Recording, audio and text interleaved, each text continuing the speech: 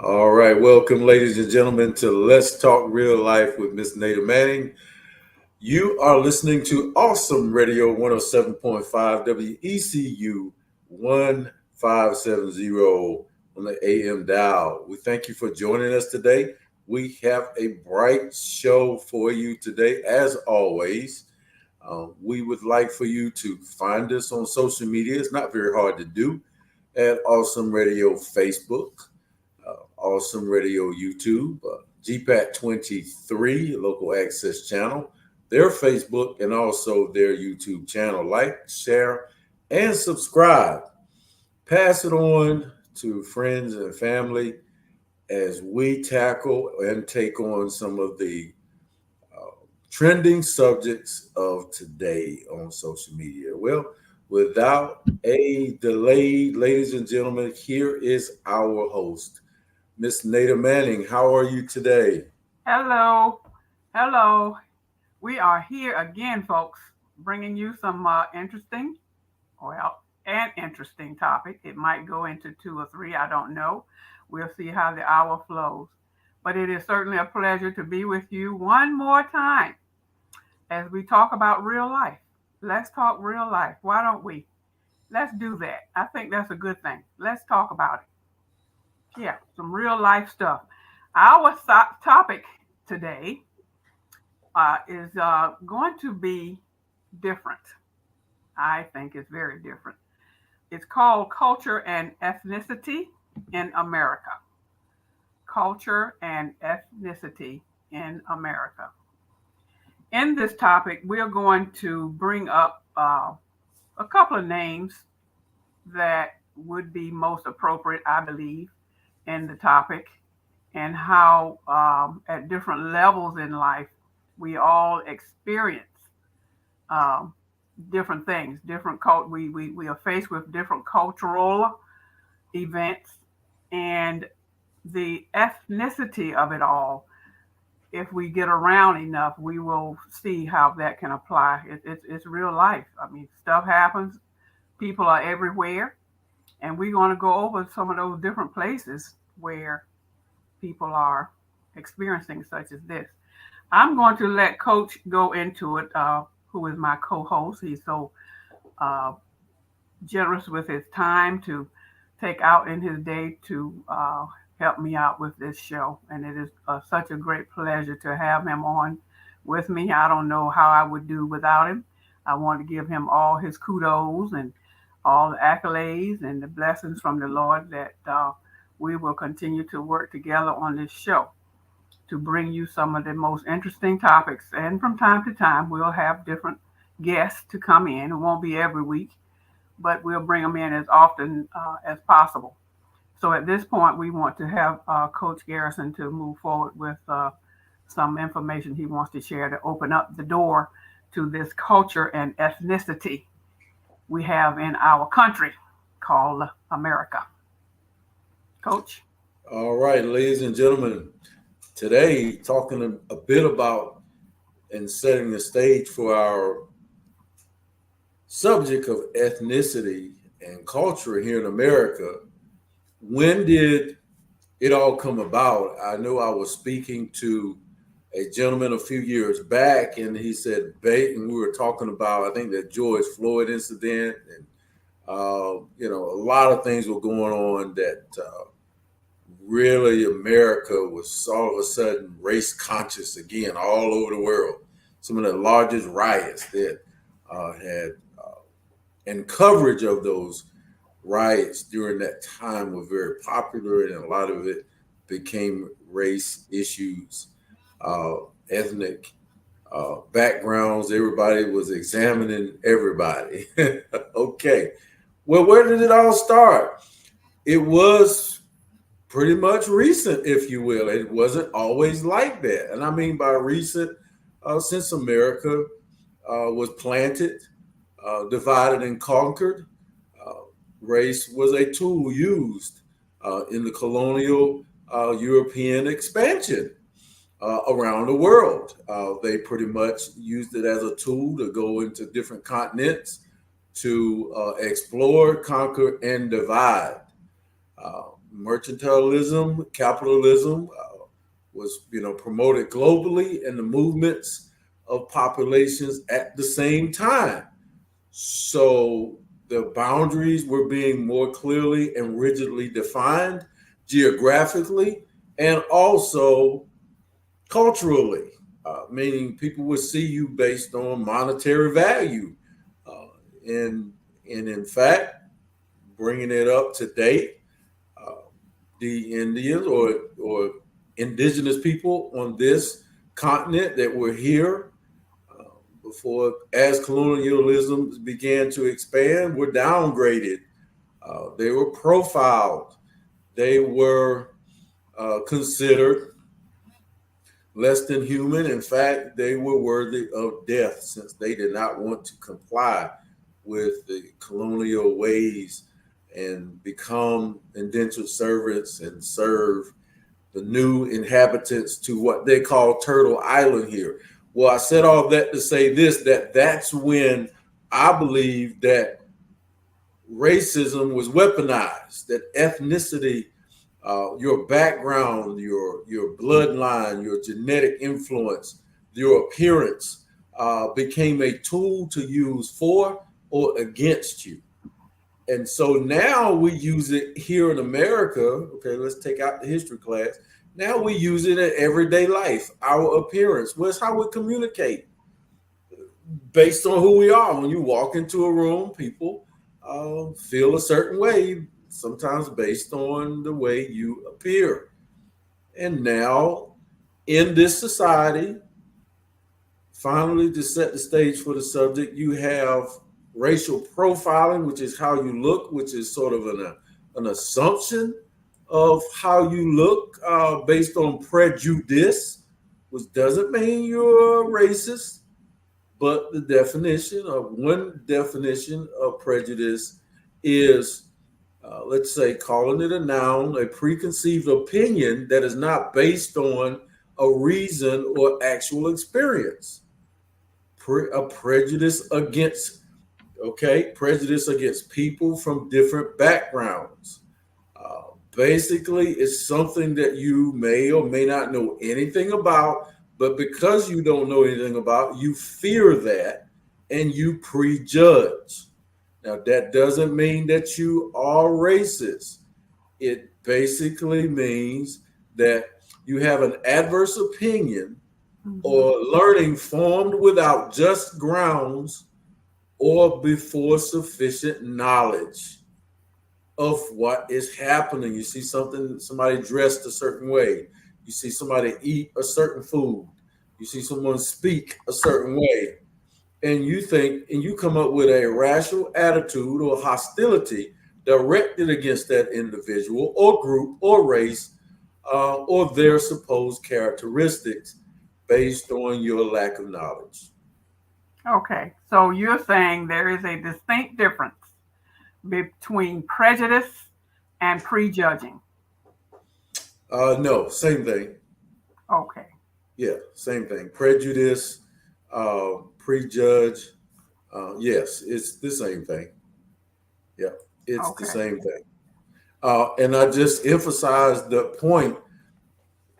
Now, I didn't say anything about racism yet because that's when you take your prejudices, your judgments of another person's character, and you are in a position of power over them, in an event, a job, or access to some type of benefit. You are in a position of power over them, and you take it from them or you control them. And that's a what? I'm sorry? And that's a what? That's called racism. That means you are a racist. Okay, I'm glad you're going over this because in my goings and comings over the years, I think many people, not everybody, many people tie being prejudiced as being a racist. Yeah, it's not the same. Right. And I'm glad that you're bringing that out and distinguishing the two. And if you can, give some examples of one versus the other, which is what you kind of sort of did just now. But Yeah. If there's a way to make it plainer to those who are listening, to understand that there is a distinct difference between being a racist and being prejudiced. I think a Okay. lot, especially it may be the younger people too, I don't know, but especially the older people have always tied those two together. Well, they just prejudiced. They just don't like us. They just don't want to be around us, and they don't like what we accomplish, and da da da da da. And they go the other way when we go down the street, that kind of stuff. That's being racist when you're differentiating the two cultures, correct? If you're going to deliberately Say walk on the again. other, if you're going to deliberately walk on the other side of the street when you see me coming, what is that?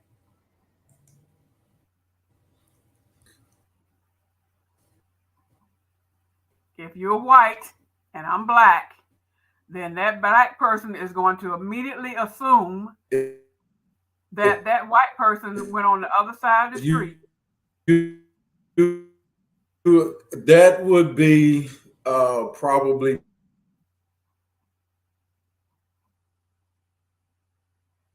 I'm not hearing you. We have a glitch in the system, folks. Bear with us a moment.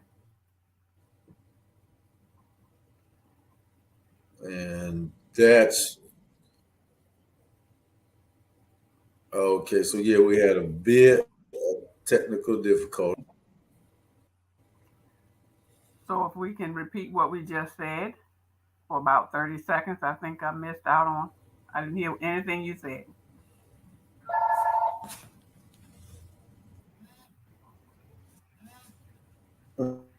Okay. If we're looking at you coming down the street and I walk to the other side of the street to avoid you, I would say that would be prejudice. That means that, and I made a decision to go to the other side of the street because I'm afraid of your differences that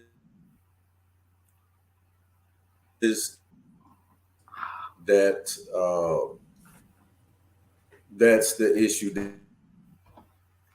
that I'm having. Lord, it's our prayer that this technical difficulty will soon go away in Jesus' name.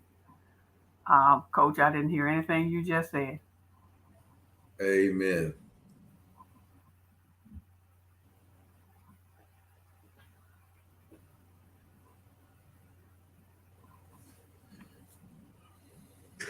All right, we cleared up now, I think. There we go. Can you repeat one more time what you said about the street?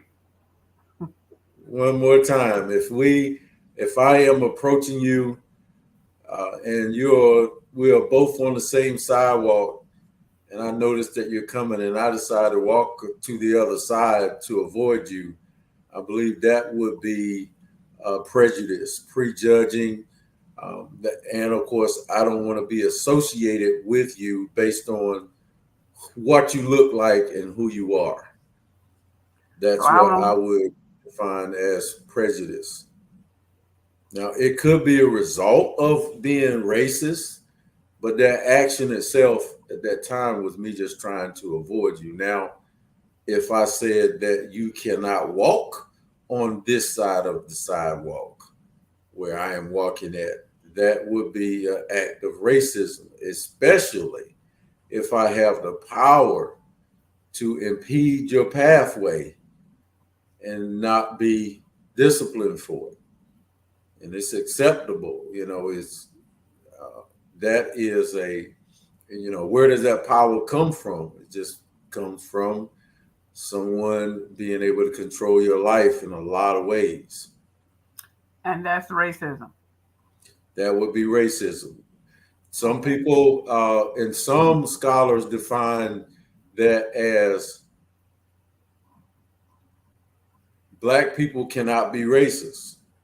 let's just use black people. I'm not saying other cultures wouldn't be considered. Why? Because in America, we don't have the political power. We don't have a financial power. We don't have any type of power that would give us influence or the ability to make decisions over, let's say you were white, let's say over you. The power structure in America, the infrastructure is controlled by white Americans. Now, I'm not saying that that fact alone is, one, is not my opinion, it is true. And then two, it's the way that America was built. So we don't have, I can say I hate white people all day long, but I don't have the overall power to deny them food, clothing, or shelter and oppress them on a large scale way. Right. Okay. So that's the difference we're discussing, folks, the difference between racism and prejudice. Right. So we're going to move on now, sir? I think so. I think I'll go ahead and throw my situation out. Right now, I believe that America is dealing with the same thing they dealt with in the initial days of establishing America. Everybody was put in their place when they came here.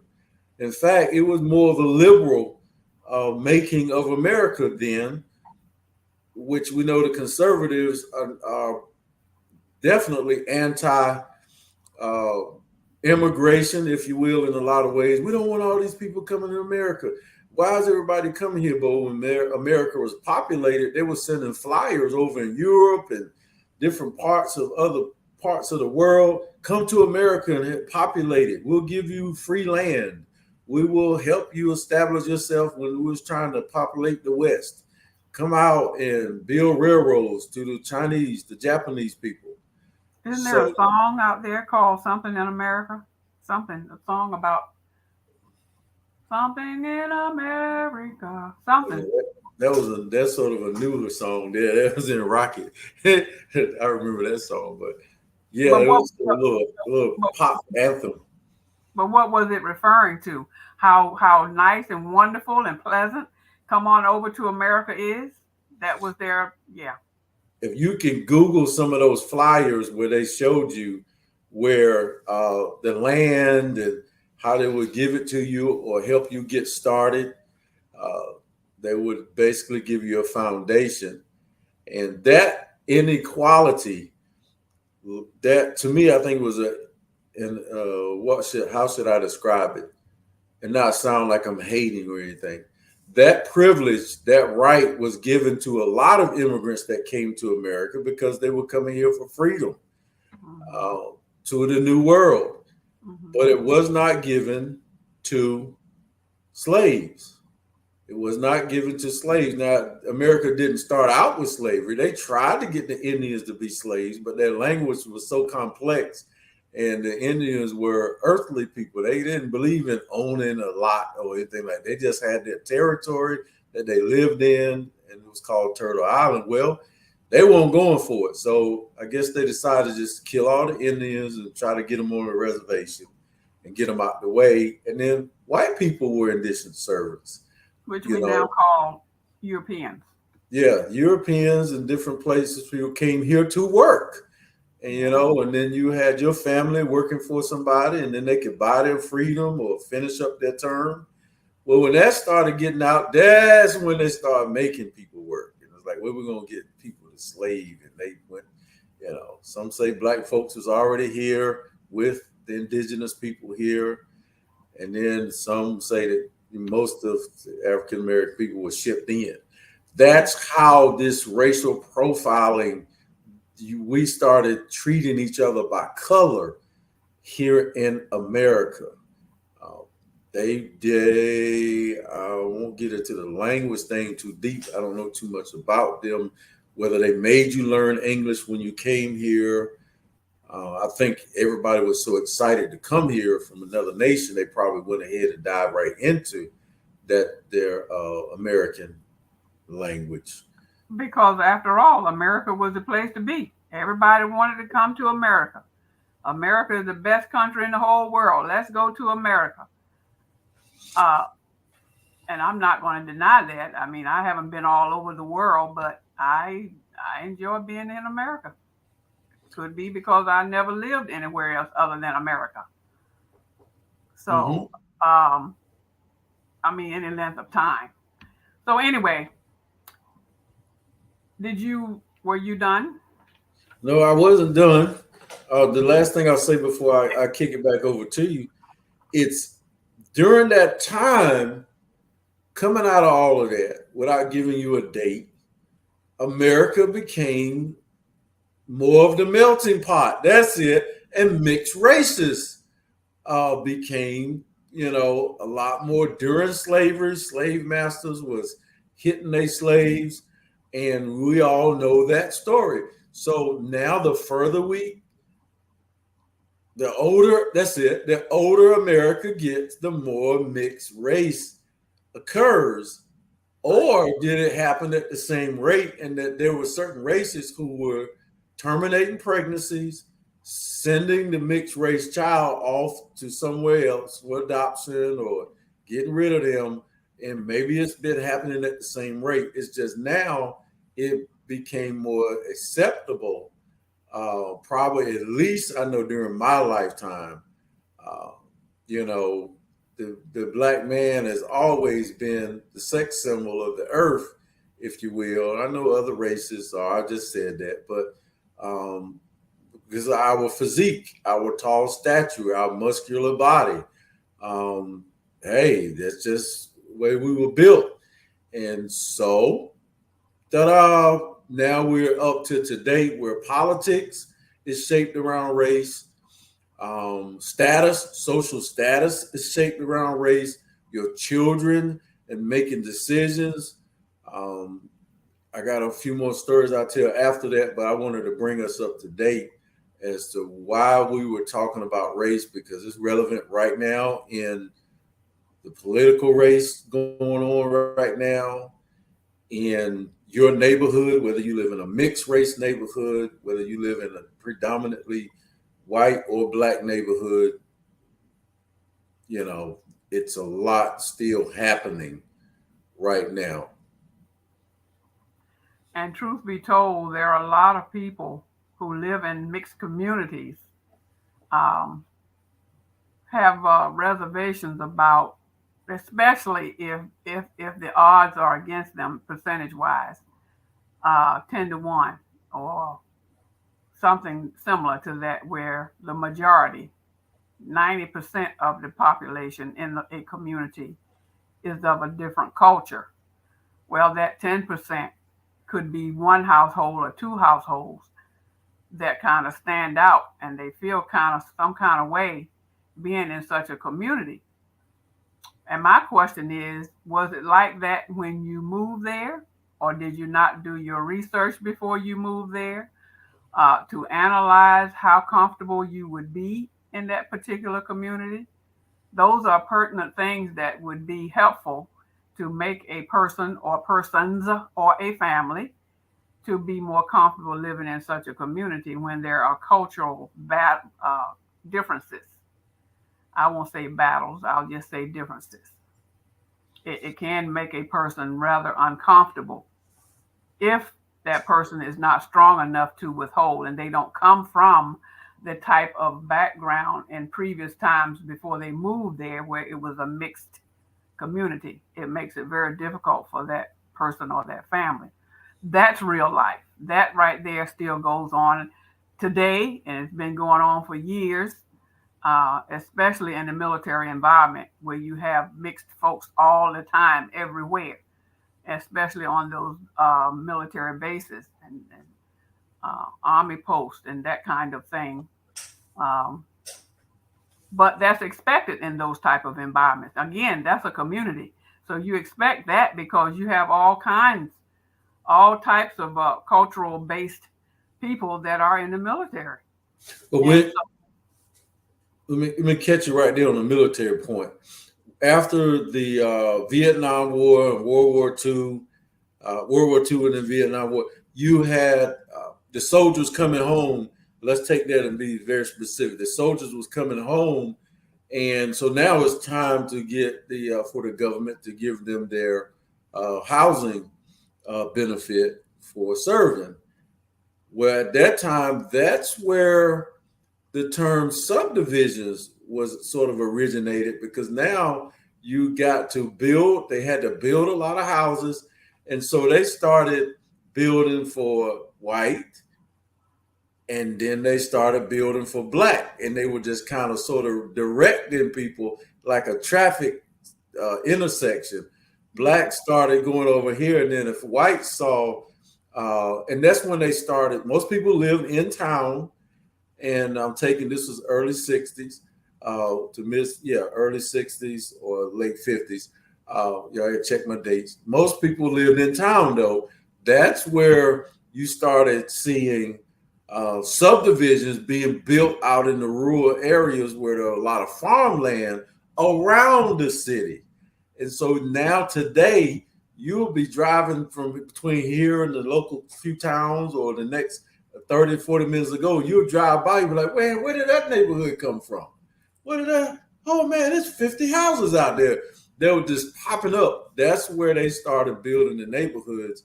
So a lot of those neighborhoods, and now you can see they'll build all the houses at one time in 6 months or less, 10, 18, and a whole group of people to move out there.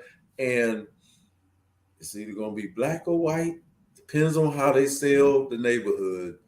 And in North Carolina, last thing I'll say, I saw that when a person had showed me about selling real estate in North Carolina. It's still on the books as to whether or not, as of 2.5 years ago, whether or not you have to sell your house to someone of a different ethnic background. You do not have to. You can refuse them, and it looks like based on their color. And that tells me that if you want to sell your house in your neighborhood, and you tell your neighborhood, say, all right, don't bring no white people in this neighborhood now. Don't sell it to no white people. We don't want them to start coming in here. There's still an avenue to racial profile people right now today. And I believe that. I'm also thinking that the community, the existing community, has some say so. And I guess that's what you just said, really. They have some say so about who's coming into the area. Yeah, I guess that's the, yeah. So you can determine if you will let me buy your house or not based on my color. So my question is that right? Is it right for a person to base one's culture on where they live? No, I don't think it's right. My opinion, no, it's not right. If I got the money to buy your house, you should sell it to me. Especially if I want to live out there where you live. Say what now? I said, if I have the money to buy your house, I think that you should sell it to me. And on top of that, it might be a difference in cultures, but there's no difference in the dollar bill. All of it is the same color. So if I come to you or you come to me with, I don't know, $100,000, and somebody else come to me with $100,000 of a different culture, mm-hmm. the best thing, well, let's not even say it's 100. Say one got 100 and one got 120. Well, greed steps in when you say, well, I want to sell it with the one that's going to pay me the most money. Yeah. Or let's take it off selling. How about renting? That's even better. Renting your property to someone based on who they are instead of basing it on facts.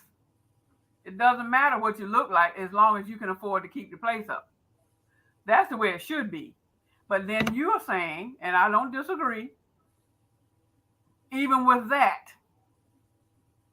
the community have some say so about, even if the person not going to stay, if a renter might stay there for a year, 2 or 3, they might stay there for 10 years. But it's still going to be an issue with the people in the community because they don't want that particular person or that kind of person to live in that community. Irregardless of whether they can pay, they're going to pay the rent, they're going to keep the property up, but still, you are who you are, and we don't want you here. No, that is not right. To go back to your question. Now, okay, check this out. We're going to get on the edge here of some social media. Since we're a part of social media, some heated discussions that's going on right here. Should you rent, if you know you live in, I'm just going to keep going back and forth. If you know you live in sort of like a redneck neighborhood, an old school neighborhood where you got people who are not accepting or open to a lot of ethnic people coming in, or they would turn their nose up. Do you think? And that's not necessarily black people coming in. That could be anything other than anybody. That's right. Exactly. Asians, all them. Okay. And you know that's they're not necessarily open to that. Do you think that you should sell your house to a racially mixed couple just so you can, because you don't mind, that doesn't bother you, but you think that they'll get along? Or do you think it's up to them to decide to move into the neighborhood and then see if they still want to buy the house from you? Again, now there's a difference in buying and renting. Okay. If you're going to rent, of course, they're not going to, they may or may not, they might rent to buy. I don't know.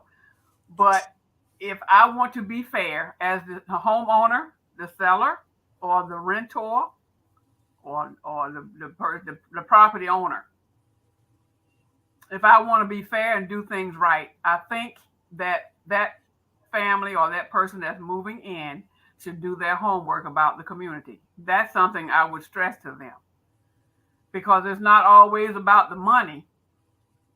Especially if you're renting, it's about whether you can keep the property up or not. So, regardless of who you are, I think that you, as a new person coming in, you might want to check out the community, check out the schools, check out everything. But then, I'm sorry. Check out everything. And if you're comfortable moving into this community where you are going to be one of 2 African Americans living in a predominantly mixed culture of, it might not be just the Europeans. Like I said, it might be a mixture, Europeans and Asians and all of them in the community. But I think it's up to the person that's moving in to make that decision. What is up to the owner or the person who's renting the property is to make sure that incoming family or person is aware of what they're getting into. Because what you don't want to do as an owner or someone that's renting property is to have someone to come in for 30 days and they get all kind of chaos going on. And then now they tearing up the property, or they get mad and they just leave and don't tell you they're leaving. So you're creating more problems for yourself. So I would say go into it the right way. Be fair. Now, the next question would be, should me as the owner go in this community and ask them, I have such and such a family moving in my house. Do you mind? No, I'm not going to do that because they're not the one paying the taxes on this property. No, I would not ask them if they mind, if they have any objection. No, it's not their choice. It's my choice because I'm the one paying the taxes. I'm the one paying the mortgage. They have nothing to do with it. It's up to the one coming in to find out who they're going to be living around. So now, let's go to the big one here. I haven't seen this on social media in a long time. And I don't know what people are saying about it, if any. Now, though we have our divides and they remain prominent, are those divides still apparent in our congregations, in our churches? Are our churches still divided or more racially integrated? Yes or no? Give me your opinion. Yeah. Churches as a whole? Yes, churches as a whole, are they still divided or are we more mixed congregation? As according to a 2012 study, what do you think we are? I think that we, comparing to what, years ago? No, whatever, at this present time, are we more mixed congregation or are we more one race or the other at church? I think it's becoming more of a mixed congregation. Absolutely not. Well, you asked my opinion. I know. I was just And saying. and from what I have seen and observed, comparing, that's why I asked you, are we comparing now to 10 years ago or 20 years ago? Now, it's just simple. It's according to a 2012 national, and where in the word that thing go? Well, I can remember. According to a 2012 national study, most of America still attends a church. Most of America still attends a church with one race or the other. Okay. Most of America. Okay. Yes. So I we're agree with still that. predominantly integrate, not integrated at church. I was interested in that answer. I didn't know, so I decided to look it up right quick to see where this went at. So now you got to think of a lot of things about if America is truly a melting pot, the power structure, the population numbers. I think it's a large, vast majority of ethnic background people here with, let me just put this simple, with white people still in charge. I don't think that they are the majority, the population of whites. I don't think they are the majority. The European descendants, if you want to get clear, depends on who's listening. I think that America is the mixed race population is probably, it might be bigger than American African bloodline population. It certainly is likely bigger than the indigenous people, the Native American Indians, if you call it. I think it's bigger than those. This is some of the audience to look up to see if my opinions are right. The mixed race community, one or two mixed races together, still they may identify, if there is a black man involved in that mixed race relationship, they are likely to identify with the man side as black, or if the man is another race. I saw a Japanese race guy that I was listening to some of his music, and he identified as Japanese. So that let me know his mom is African American and his dad is Japanese. And then some anyway, I won't muddy the waters when it comes to church. How do you feel about the way the churches have integrated and see God in the way that we live our lives? Let me now I'm gonna muddy the water. Some say the civil rights movement that Martin Luther King led, and he even said that he feel like he led us into a burning bush, a burning building with integration, because it looks like a lot of American black people got integrated with white people, and white people, in positive words, integrated with white people and lost their identity. We have more businesses. We were more independent when we could not go into a white restaurant, or we didn't have all the privileges that we had, and we took care of ourselves more business wise. Now, when we integrated, we just scattered. So some consider the movement a negative thing to integrate blacks and whites. I don't consider it negative because of the way that Jim Crow had us standing outside black water fountains, white water fountains. Schools were segregated. We had our own black schools, but it was still public education in a way. We got used books. You know, I had a gentleman tell me the other day he never got a book. He's 76. He never got a book in school without somebody else's name in it. So he had never had a brand new book from growing up through school all the way to college. He never got a brand new book. But the stuff was still there, but we don't live the same way. But Dr. King, let me clear this up and then I'll stop rambling. Dr. King thought that once the students, the younger generation, that was his quote, once the younger generation integrated, that they would change America and make it correct and get rid of all of those old racist ways. That's what he thought was going to happen. And right away, immediately, he knew that it was not happening the way he planned it. And so thus the school systems, when we integrated, it was hard to get into white schools. And when we got over there, we were just scattered out and abroad.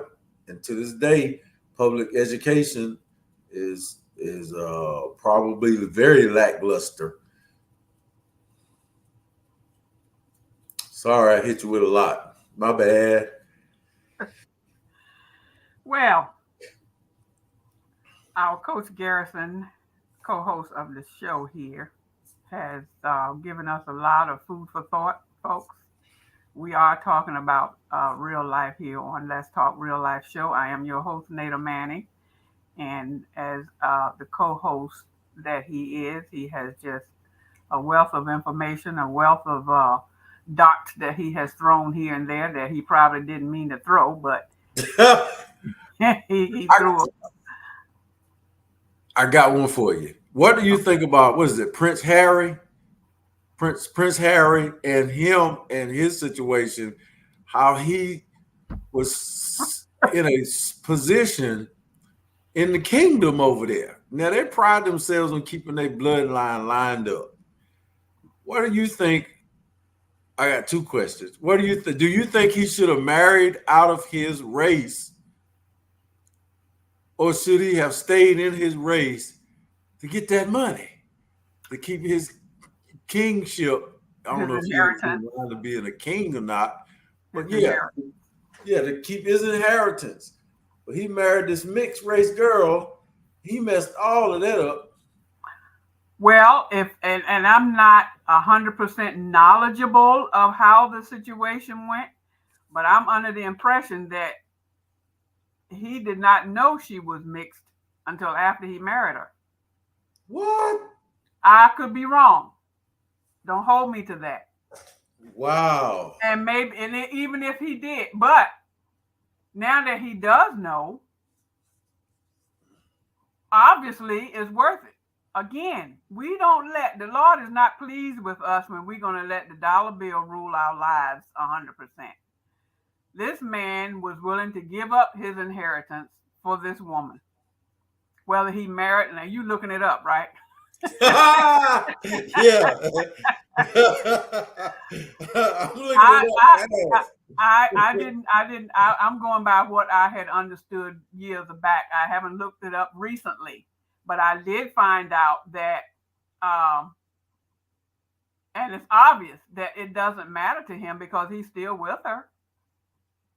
Yeah, and and I was under the impression, according to the news at some point, I don't know where I heard it from, but according to the news, she didn't know she was mixed until way after the fact. I guess when she went and got a birth certificate or something happened to cause her to dive into it, which happens quite a bit, folks. Let's talk real life here.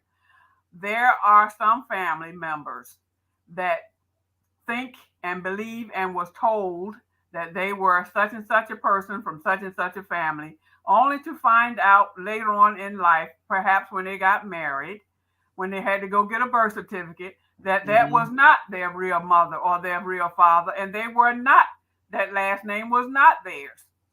So we're talking about the differences here. We're talking about Meghan and her husband, Harry, right? Yes. I'm under the impression that once he found out, like I said, obviously, It didn't matter.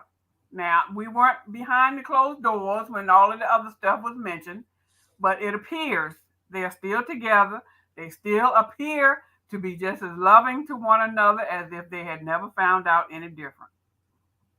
So Now, that being said, go her ahead. being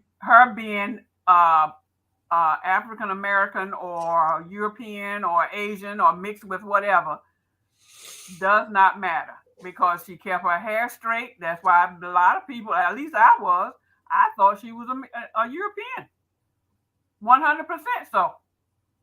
Because she kept her hair straight, it looked like so and so. So hey, now I think your question was about the money. He gave up all that money to be with this woman. If he really truly loved this woman, which apparently he does, all that money did not matter.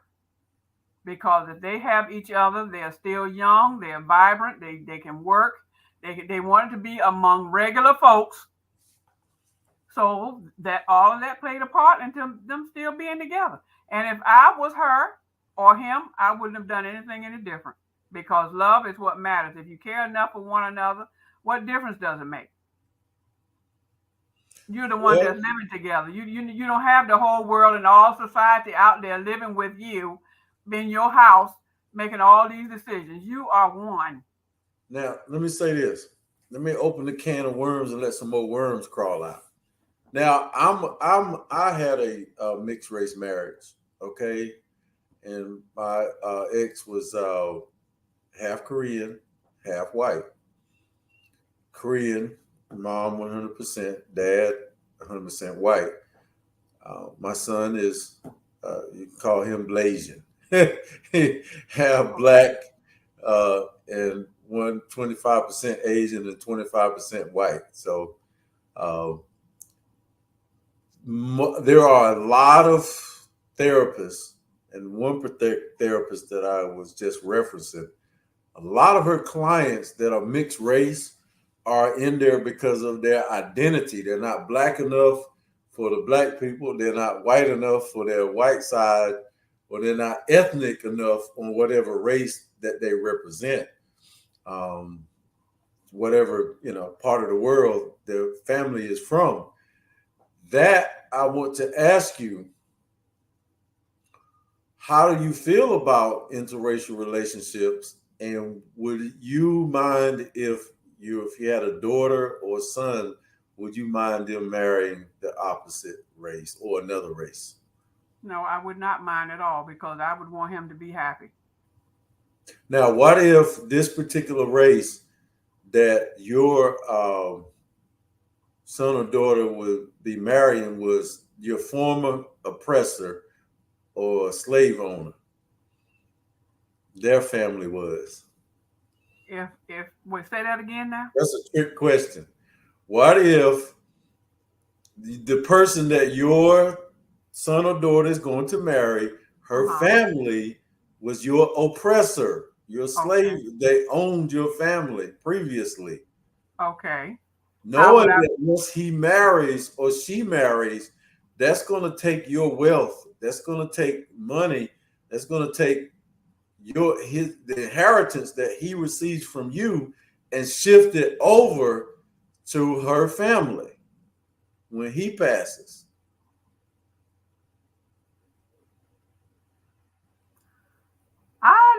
I don't know if that's how it works. I don't know. Well, it is how it works. Okay, let me give you a social media trending point. Kobe Bryant married outside of his race. His dad did not like that at all. Right. He thought the girl was a gold digger, though, not necessarily because of her race, but she thought she was a gold digger, and then she happened to be of another race at the same time. So they didn't talk. Well, now Kobe Bryant's passed away. All of the wealth that he has is gone to her. His mom and dad is now selling his. Now, I will say they did not have a good relationship, and we don't know too much about how much money he gave them But his dad was his coach. His dad put him in the best camps all over the world. His dad is directly responsible for who Kobe Bryant was. But they just had a falling out. Well, anyways, to my point, his wealth has now gone to her family.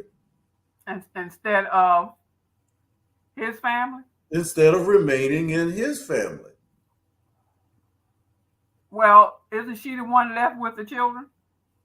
Yes, but there's a division in the family. But now people are saying, now I don't have an opinion on this because I'm not sitting in the room with her. She should give them his parents money so they can live. Blah blah blah. And some people saying she shouldn't give him nothing. Kobe should have took care of his family when he was living, and that's all they get. They had a falling out.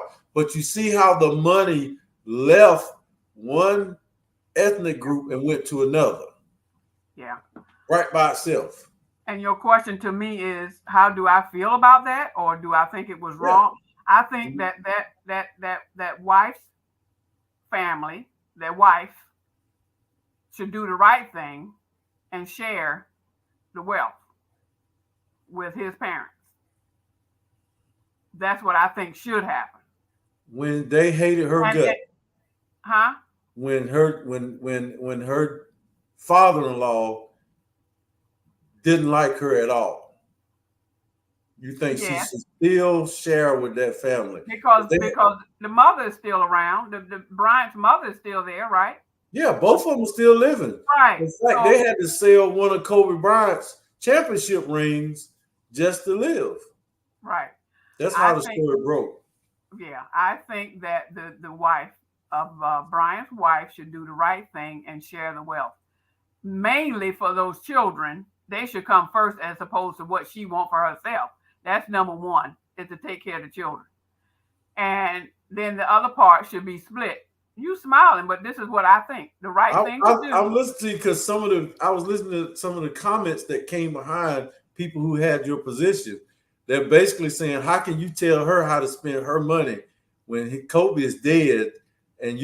But you're saying morally and ethically, they should, regardless of what she thinks about her father-in-law, they probably should come back together and honor Kobe.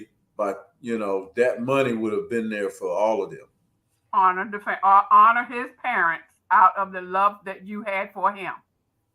Praise God. That's right. I see your point. That's what I think.